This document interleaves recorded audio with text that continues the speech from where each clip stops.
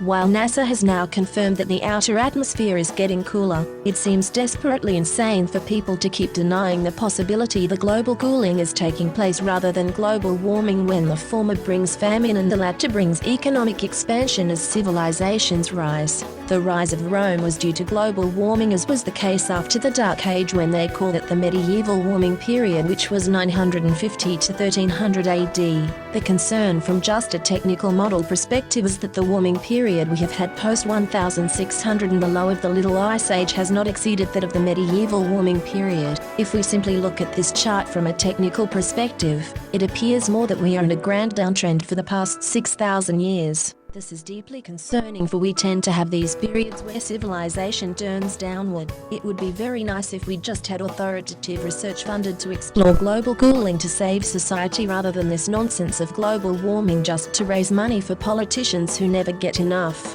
In Australia, with 1 week from summer, it is still snowing on Victoria. In fact, one of the top NASA scientists has broken camp and warned that the surface temperature of the sun has collapsed so much, he fears a new ice age is upon us. Meanwhile, this has been the coldest Thanksgiving in 150 years. What we must understand is this has gone beyond just breaking records for one-day events. This time around, it's not just the severity of the cold that's getting to people, it's also the duration. The most reliable computer model projections have shown that the Arctic air has moved all the way down into Texas. Indeed, here in Tampa, the temperature is about 10 degrees below normal at times. The decline in the energy output of the sun has been far more rapid than most expected. This could perhaps be a warning sign that we will make a new lower low or retest the low temperatures on a sustained basis that match the Little Ice Age.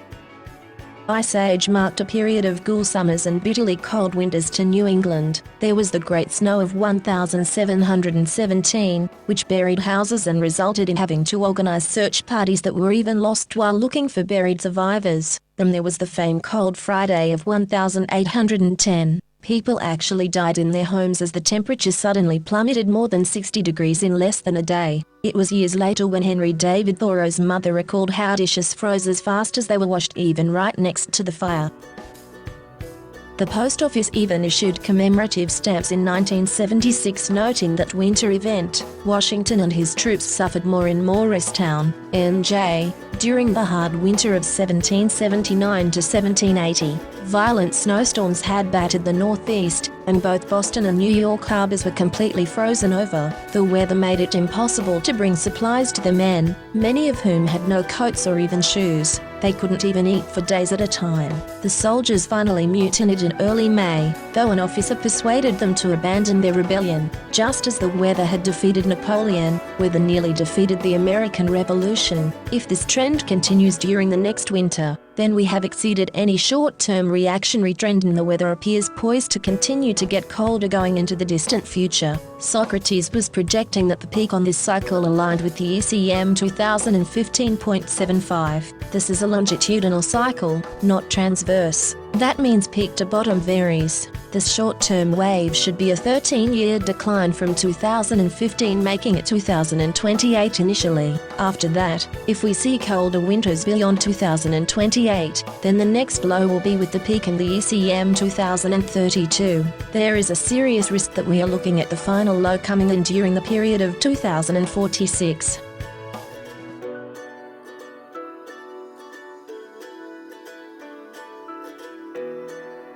There is a lot more to climate change than the dire predictions that we will be eating each other by now. The Sahara Desert was once lush and green, then the weather systems shifted and the once fertile land turns to desert. The Sphinx is believed to have the face of Khafra of the 4th dynasty during the Old Kingdom, which was carved perhaps around 2500 BC. Some believe that the Sphinx predates the Egyptians and was actually a lion because there appear to be what some claim are water erosion marks. If true, then the original Sphinx may have existed even as far back as 10,000 BC, when a lion would have faced the constellation Leo. We do know that the Sahara was lush and tropical perhaps as late as 6,000 years ago. Curiously, this is about the length of recorded history. The stories of Noah seem to predate this period of recorded history and might have been linked to dramatic climate change. The story of Noah was even celebrated in Anatolia, modern Turkey, on the coinage of the Roman Empire.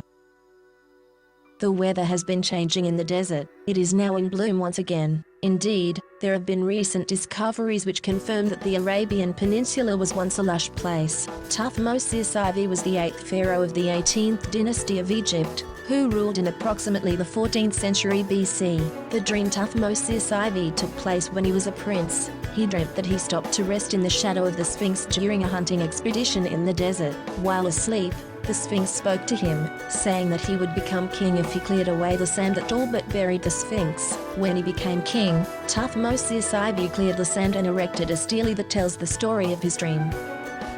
There have been elephant tusks discovered, and scientists have also uncovered 10,000 ancient lake and river beds across the Arabian Peninsula. All of this confirms that the climate was very different. What we do know is that the tropical belt has been moving northward once again. It was previously over the Sahara about 6,000 years ago. There are also cave drawings showing abundant wildlife in the Sahara.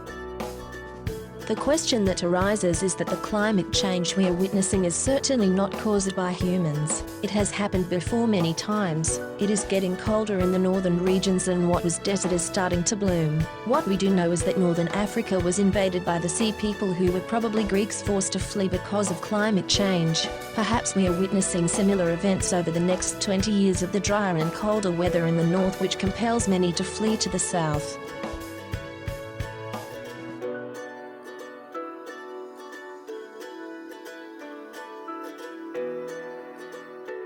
Believe it or not, pretend scientists are actually proposing to create a synthetic volcanic winter by spraying sun-dimming chemicals into the Earth's atmosphere, the same as a volcano when it erupts. These pretend research scientists at Harvard and Yale universities have published in the journal Environmental Research letters proposing to inject an aerosol, say, to reduce the rate of global warming. They have proposed a completely unproven attempt to alter the planet using a technique involving spraying large amounts of sulfate particles into the Earth's lower stratosphere at altitudes as high as 12 miles. They argue to deliver the sulfates with specially designed high-altitude aircraft, balloons or large naval-style guns. To accomplish this, they want $3.5 billion, with annual costs of $2.25 billion a year over. This is exactly as the chemtrail conspiracy theory, which is based on the belief that long-lasting condensation trails are chemtrails consisting of chemical or biological agents are left in the sky by high-flying aircraft that are sprayed for undisclosed reasons. It seems that the pretend scientists have taken the chemtrail theories to a new level. They say they are only dimming the sun. Guess they have no clue about weather history and volcanic winters. Guess shattering 150-year cold records for Thanksgiving is still too warm for these people. Climate change is not just simply that there is an unusual cold storm or heat wave. Yet these people harp on each individual event as proof of their theory. Real climate change has to do with shifting patterns of weather and the progressive long-term trend. Their forecasts are based upon assuming whatever trend is in motion will remain in motion. That is a fatal flaw in analysis if we are talking about markets or weather. They really need to understand that there are cycles to start with.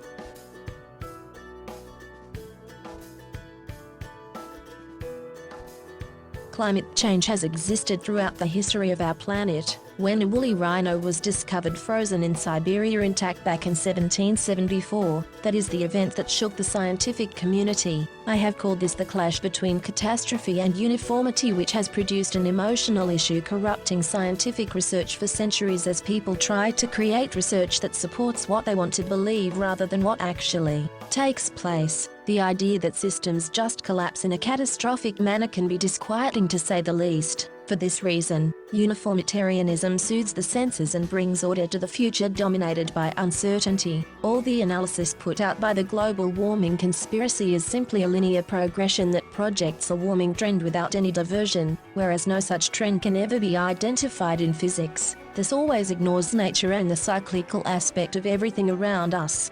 Yet, these two clashing schools of thought that lie at the core of just about everything from the Big Bang to Charles Darwin's 1809 to 1882 theory of evolution began with the discovery first in 1772 near Vilu, Siberia, of an intact frozen woolly rhinoceros, followed by the more famous discovery of the frozen mammoth in 1787. You may be shocked, but these discoveries of frozen animals with grass still in their stomach set in motion these two schools of thought, since the evidence implied you could be eating lunch and suddenly find yourself frozen to be discovered by posterity.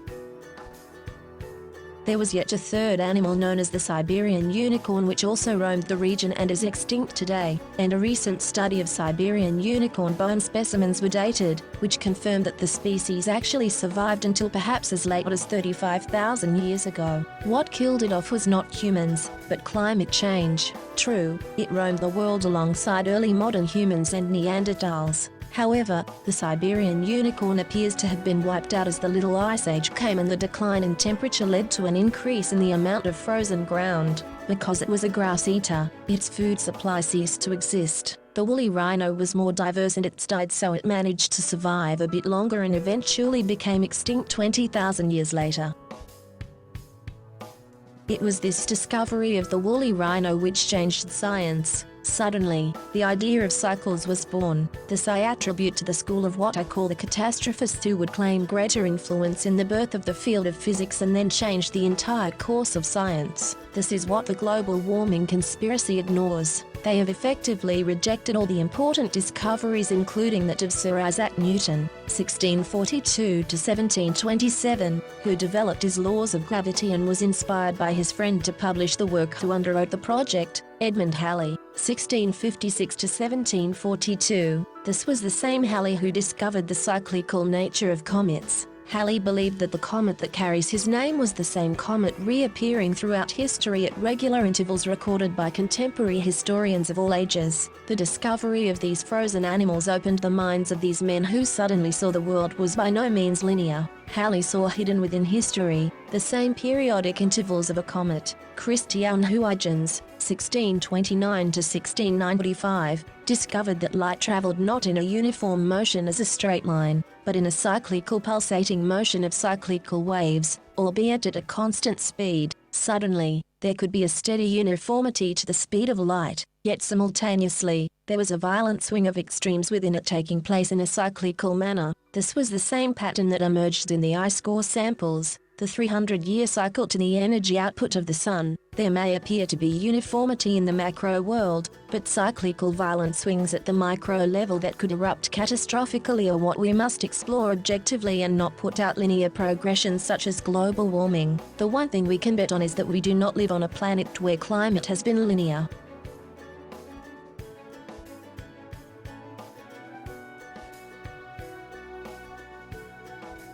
Comment: Dear Martin, you have pointed out several times that the agenda behind the global warming crowd is, besides taxes, also the reduction of the global population. Initially, I had difficulties believing in this crazy conspiracy theory, but I start to believe you could be right. Where I live, the Netherlands, the brainwashing machine to convince people that CO2 is the problem is on overdrive and very effective. More and more people are believing this nonsense and regularly start to claim that the world population should decrease because we are one of the main sources of the increase of CO2 concentrations. When you ask them how that should be accomplished, they reply birth control. But how this should be done they don't know, but most probably, as usual, rely on the government to come up with a solution. Furthermore, could it be that the promoters of global warming, IPCC et al., actually know that CO2 is not the problem, but by feeding us the propaganda, they actually catch two flies in one blow: increased taxes and reduction of the population, because the majority will not be prepared for the upcoming cold famine.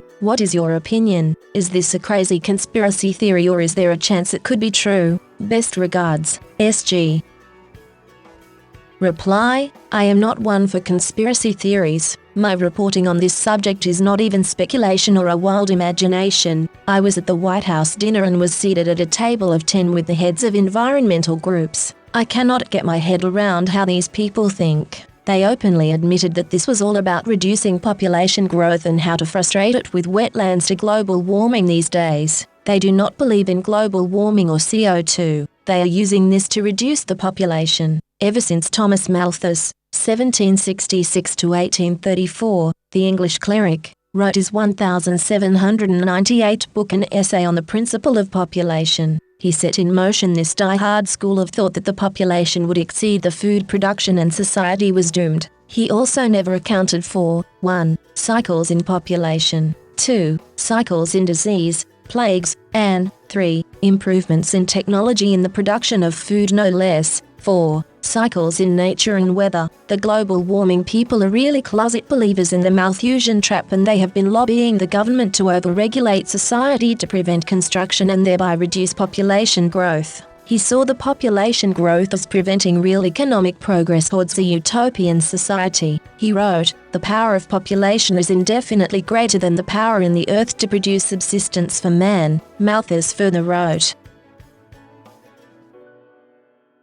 "The increase of population is necessarily limited by the means of subsistence. That population does invariably increase when the means of subsistence increase, and that the superior power of population is repressed by moral restraint, vice and misery."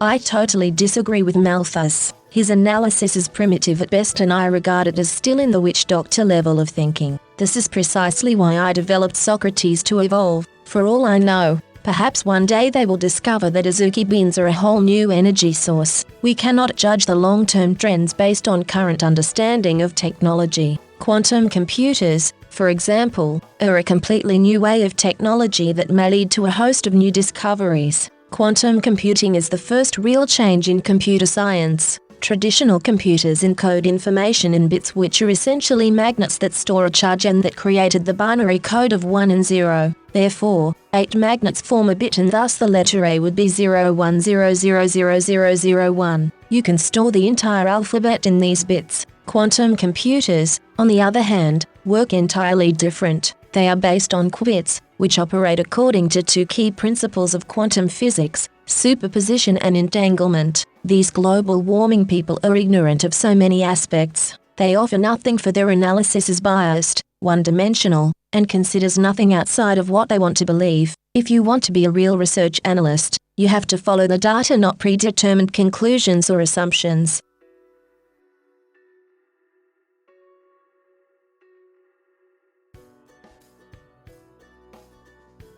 I understand some people just don't want to believe that all this global warming is a ploy because they know the bulk of society is just too stupid or naive to understand they are being manipulated. A number of people do not want to believe the secret agenda is to reduce population growth. Here it is in black and white, published in Canada. They argue that the number one way to prevent climate change is to stop having children.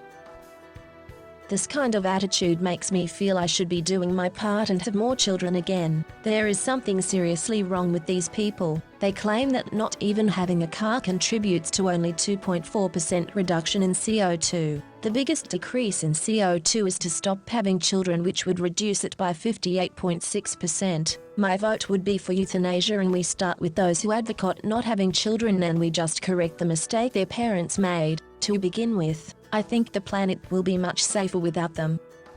I would bet the way they see it, you have no kids so they can, until the herd of sheep wake up and realize they are being fed propaganda for an alternative reality show playing in their minds, we are doomed. The French rebellion over taxes on fuel is a global warming tax. So Macron backed off of the fuel tax. To show this is just an excuse for global warming and the real objective is to grab more money, Macron's government indicated earlier that it could also amend a wealth tax, raising it to make up the difference. So again, this is all about money.